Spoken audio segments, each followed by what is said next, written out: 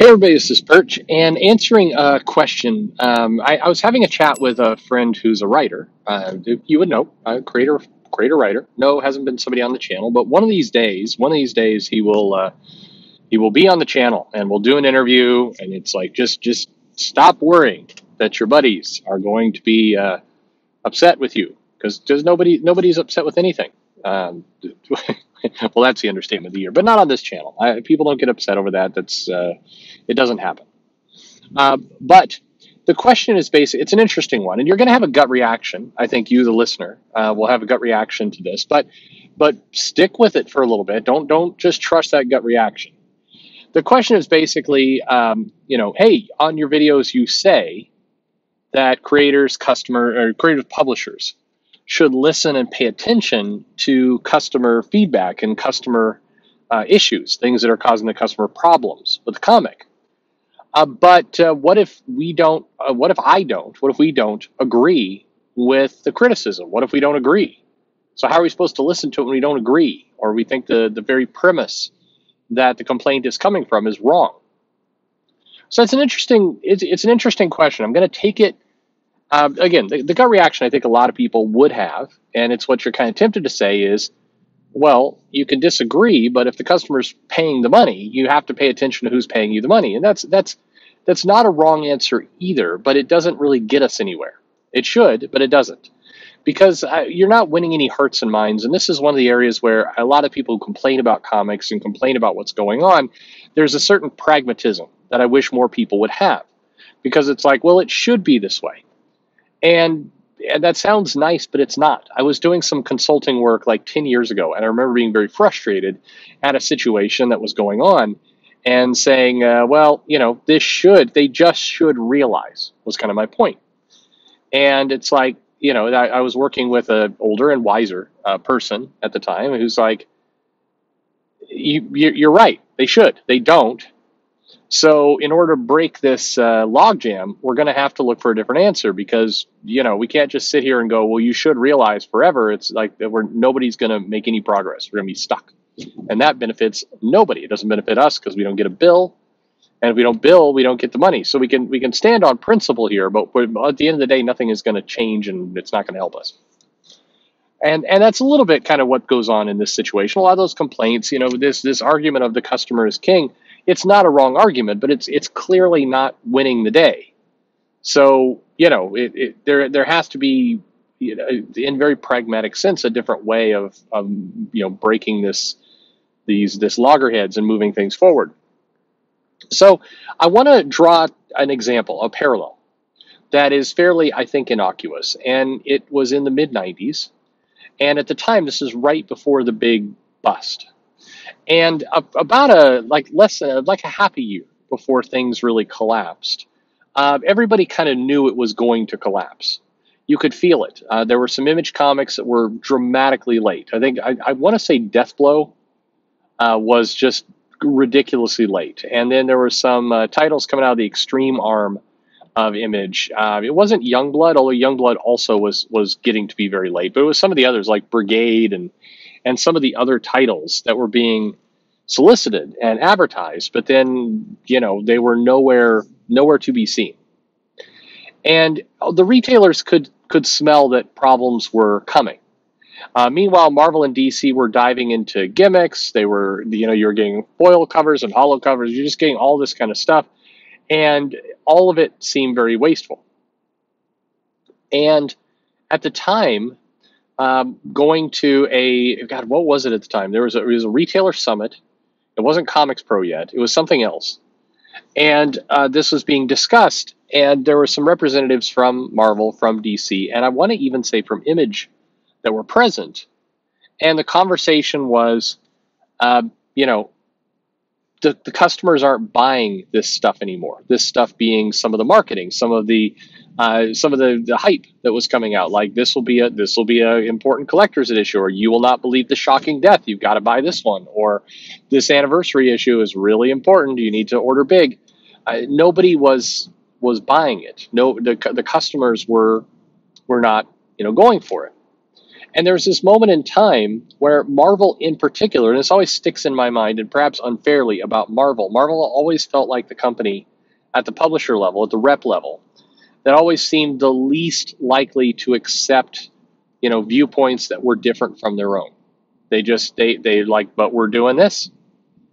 And the conversation was, but we are putting out important issues. I remember they're gearing up to like give, I think, Wolverine his bones back, or I don't, there's something that they were going to do that was actually going to be potentially big and important from a storyline perspective. And the comment from Marvel is, well, the customers are just going to have to, think about it differently. And it was this intractable position. It was, the maybe and there's even some spite to it. It's like, well, maybe the customer is going to miss out on some highly collectible issues. That'll make some speculators happy. Guess some people will just miss out on that money opportunity, was kind of the answer. And of course, sure enough, 6 months later or so, it did all break down. I should add, at this point, there were people from Image who were playing the same game. They were going, well, the people are going to get their comics sooner or later anyway. You have to wait for quality, was kind of some of the answer. It's like, nobody ever bets against Jim Lee. I remember hearing that too. And it's like, no, it's fine. Jim Lee is awesome. Don't get me wrong.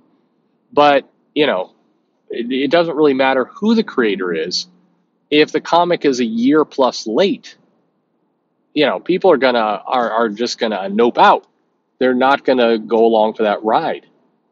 And it doesn't matter. Does Wildcats look beautiful when Jim Lee draws it? Yes. Cyberforce with Silvestri? Yes, absolutely.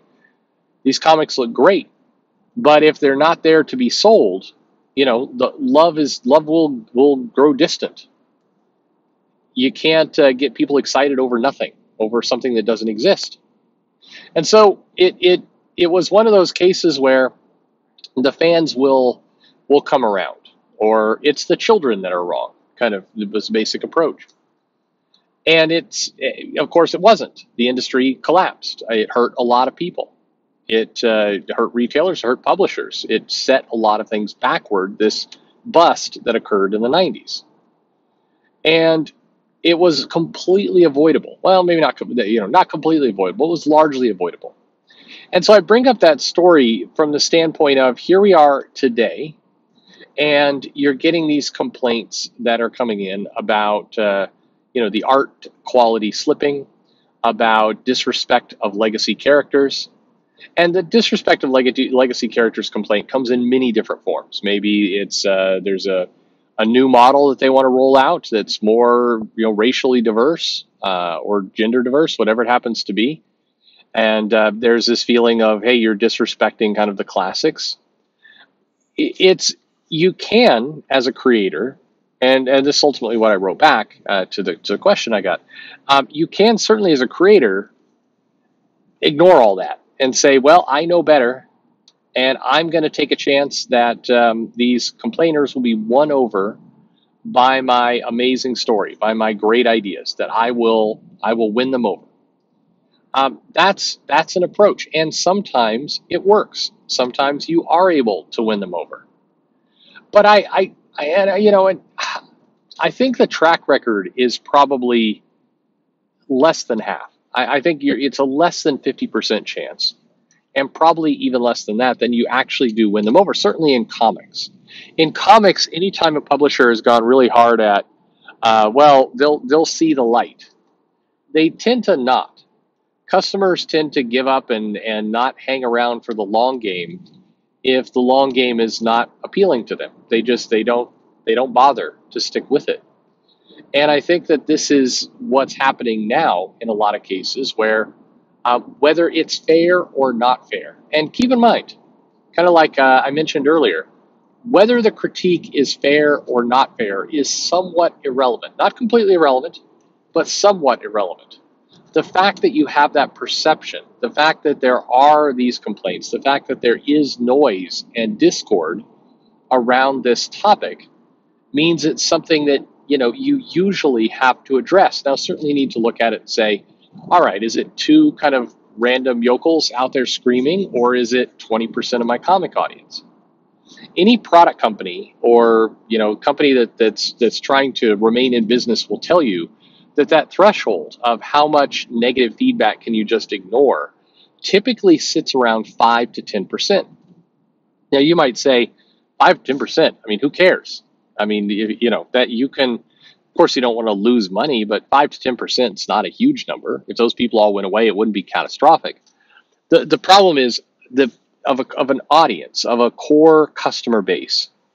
Typically speaking, very few people are actually complaining.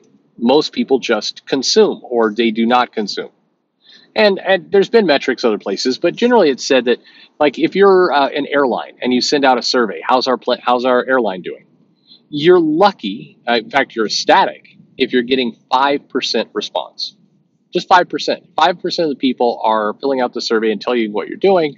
You're really happy. Have you been to Best Buy or a place like that where you buy something, they give you the receipt, and they're like, hey, here's a code to fill out a survey. If you fill out this survey, it would be great. They'll try and push you to do it. Well, the reality is, it's 5 to 10% is all they're expecting will respond. That's why they give prizes and they can enter you in a drawing and other things. They're expecting very little response. And if they get 5 to 10%, they're happy. So if a company sees of the responses that 5 to 10% of the responses they get are negative, they are alarmed. And they're alarmed because typically people who have negative experiences, most people do not fill out surveys. They don't respond. They don't complain to the manager. They just don't come back. Most people who have a bad experience, unless you make them thoroughly enraged, most people just cut the cord. They call that silent bleeding of a company. And so if you're getting these complaints, and even if you're getting them and they seem completely unfair, they seem like they're a bunch of awful people who are giving these complaints. This is always where most companies will tell you, be careful of assigning people who complain labels. You don't want to immediately call them bigots or racists or any of that, because it basically blinds you to the criticism. Because if truly the person who's complaining is a bigot and a racist, then yeah, you should probably ignore those people. Screw those people, right?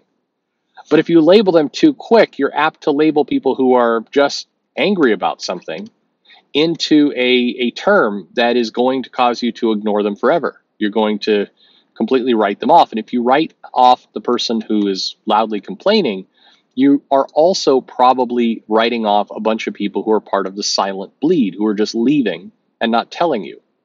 So you pay attention to that stuff very, very closely. Any company that's been really successful is maniacal about their customer feedback. They're looking for the outliers. They're looking for the complainers. Amazon, famously, and this has been in many books, was religious about paying attention to negative comments. They were they do war rooms when they would get in negative comments because they didn't want to fall into that trap. So to comics, it's the red herring here is to say, I don't agree with the negative feedback I'm getting. Again, like in my example with me, whether you agree or disagree, it really doesn't matter. Understanding where that feedback is coming from is all that matters. You need to drill in. You need to find out, is this coming from a place of just lunatic hatred, or is this coming from a place of somebody who's genuinely pissed off? And if it's coming from a place where somebody's genuinely pissed off, is this indicative of one person alone, or is this indicative of 20, 30% of your audience? It's a hard time in comics, don't get me wrong, and I do feel for creators who are freelancers, who basically are kept at an arm's length, have no long-term stability or future or plan. Nobody is giving them any indication of whether they'll have a job in 4 to 6 months. That's nothing. It's one thing I do wish more customers would understand and would digest, is that a lot of creators, they can't see more than 3 months out in front of them. But you talk to any writer, artist, I mean, that's the world they live in. And if they live in that world, and then they're asked to respond or cover or carry water for the company that's not, giving them that respect, I mean, that puts them in a really weird position. Don't get me wrong. It doesn't excuse bad behavior, nothing, but it is still a very weird position to be in. And so you do have to question, and this is why I think a lot of the blame of these problems does need to sit at the publisher level or the editorial level, people who have staff jobs. Whose job is it to respond and take negative feedback seriously? Short answer is everyone. Everyone should have a vested interest in it. But I do think there's different levels, and I do think that somebody who's a staffer should take it more seriously or feel more core to their job than a freelancer who, arguably, in a very mercenary way, the freelancer just needs to care about their career. They need to care about doing the best they can by their customer base, growing their own audience so they can take more control in their own hands. Which is, again, still another reason why you should pay attention to negative feedback. It's just, I think one is good advice and one is mission critical. It's good advice for any comic creator to not jump too quickly at negative feedback and making assumptions about it. It's mandatory for a staffer to take it seriously. And again, it can suck a little bit. It can be tough to digest. It can be tough to accept. But yeah, one of the things you need to do is you need to separate your own personal opinion from this negative feedback you get in and try and ask yourself the question, where is this coming from? Even if you think the negative feedback is crazy, and I've seen some of the mails that people write, and sometimes that negative feedback is absolutely crazy. Sometimes it's coming from a very hateful, very bad place. Absolutely. But it still is worth, if you're in the business of selling a product, it's still worth trying to figure out the origin point. Where does this come from? People just randomly don't wake up one morning and decide, I'm going to be insane today. That's not how human behavior works. So it's important to get to the bottom of it. So, my answer is, what do you do if you disagree with the feedback? You listen to it anyway, you try and learn from it, and you figure out a strategy of how you handle it. That's what you do. My opinion anyway. Yours may differ. Let me know your thoughts in the comments below. Like and subscribe, of course, and thanks for listening.